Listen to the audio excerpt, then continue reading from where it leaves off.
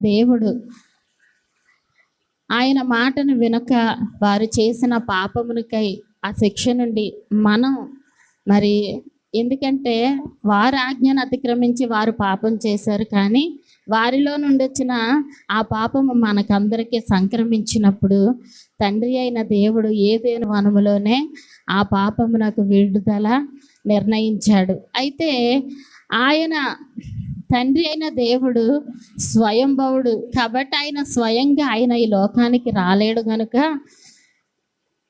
నరుడికిని దేవునికిని మధ్యవర్తిగా యేసుక్రీస్తుని ఆయనలో నుండి వచ్చిన వాక్యే క్రీస్తు శరీరధారిగా ఈ లోకంలో మనుషులందరి పాపము కొరకు ఆయన ఈ లోకంలో అవతరించి ఆయన మనిషికిని దేవునికిని మధ్యవర్తిగా ఉండి మన చేయి పట్టుకొని ఆయన తండ్రి చేయి పట్టుకొని ఆదాము చేసిన పాపము నుండి మనకు విడుదలనివ్వడం కొరకు వారు చేసిన పాపము నుంచి మనం ఆ శిక్షకి బదులు కాకూడదని మనకి బదులుగా క్రీస్తు యేసు ఈ లోకమునకు వచ్చి ఆయన ఈ పాప శిక్షను ఆయన భరించి ఆయన ఏం చేశాడంటే ఆ శాపము నుండి మనలను తొలగించి ఆయన ఆ శిక్షకు అర్హుడుగా మరి ఆయన పొందినట్లుగా మనం చూస్తున్నాం. అయితే మరి ఆయన ఈ లోకానికి వచ్చినప్పుడు ఆయన చేయాల్సిన పని ఏంటో తండ్రికి చెప్పి, ఇంకా నేను ఈ లోకానికి వచ్చాను కనుక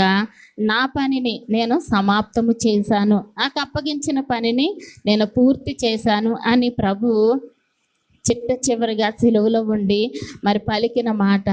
అయితే ఇది 6వ మాటగా మనం చూస్తున్నాం. మొదటి మాట ఏం చెప్పాడంటే, తండ్రి వీరేం చేయుచున్నారో వీరెరుగరు గనుక వీరిని క్షమించు.